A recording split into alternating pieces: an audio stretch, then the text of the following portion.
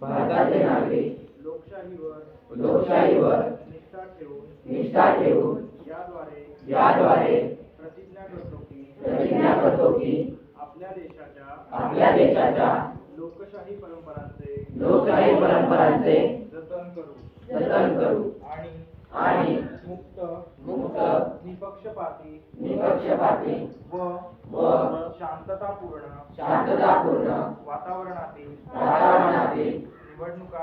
निवडणुकांचे पावित्र्य राखू व प्रत्येक